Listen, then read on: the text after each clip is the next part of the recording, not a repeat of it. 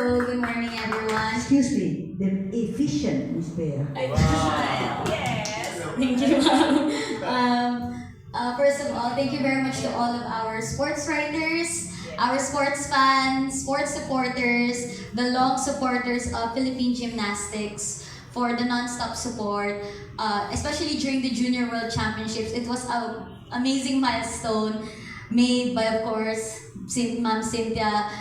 Even sa amin sa GAB, di namin ma-imagine na we could host World Championships. And now, we go towards a different discipline, which is aerobics. So, na-mention po kanina ni Ma'am Cynthia when she asked you, what is aerobics? So, ang una siguro nasa isip nyo is, naalala nyo po yung mga nanay sa court na nagsusumba? Para siyang ganon. So, doon yung parang pinaka-starting fundamentals. So, here, based from the Code of Points of World Gymnastics, aerobic gymnastics is a competitive discipline based on the performance of variety of aerobic movement patterns continuously to the music, which originates from traditional aerobic exercises. So, yung mga nakita nyo pong arms na movements ng mga nanay, yung simpleng kicks nila, jumps, jumping jacks, ganon, doon po yun nag-originate. But, this one, it is more towards sports, so mas high yung intensity. And then, meron na pong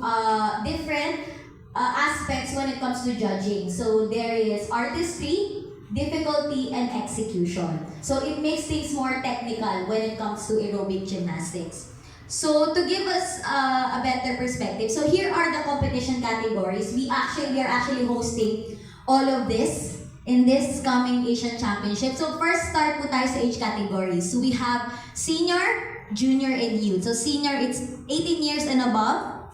Juniors is 15 to 17 years old, and the youth is 12 to 14 years old. And we're happy to announce to everyone that we were able to scout young athletes even until Mindanao to join the Asian Championships and are ready to represent our country in such prestigious competition po. Tapos, in this competition, not only may age category, each age category may competition category po. So, parang sa artistic po, merong floor, pommel horse. So, ito yung events nila. They have individual women, so mag-isa na babae, individual men, mag-isang lalaki, mixed pair, so that's mag-partner, man and woman. Hindi po pwedeng woman and woman, hindi po pwede yun kasi mixed pair. Trio, so 3 members, it can be mixed, whatever kung gusto nilang dalawang babae o lahat lalaki. Groups, 5 members. Aerobic dance, 8 members. Ang kakaiba lang po sa aerobic dance, this is where they mix the importance of putting a different style. So sa aerobic dance, they are requiring teams to not only show aerobic elements but to also show dance elements. So may nagcha-cha-cha, may nagsasalsa, may nag-hip-hop, depende na po yun sa team. And then, ito po, yung medyo quite unfamiliar pa tayo sa country po natin, which is aerobic steps. Aware po ba kayo dun sa stepping stool sa aerobics, yung ganyan po? So, sa kanila, ito yung apparatus nila. So, they have to incorporate the stepper in their routine. So, makikita nyo po yun later. It's really nice. This is the first time that our country will actually be hosting this kasi very few countries lang po ang merong steps. And as you can see, ang aerobic steps lang po ay for senior and junior. Wala pong steps sa youth. Ayun po. Tapos, in this competition, lahat naman po ma-host natin yung events except for aerobic dance and aerobic steps ng juniors. Why po? Kasi 3 lang po yung nag-register. In the rules po, competition rules, it needs to be minimum of 4.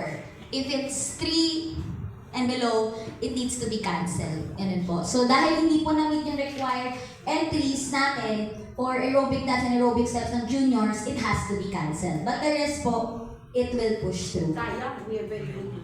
Sayang nga po. Meron nga po sana tayong aerobic dance ng junior, unfortunately.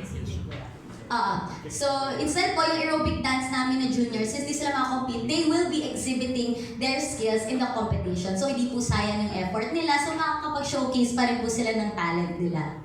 Okay, so a little bit of a perspective on what aerobics looks like. We will show you a video of our silver medalists from SEA Games. So this is Miss Charmaine Dolar and Arsenio Canlos. So they won silver medal in the Southeast Asian Games for mixed pair.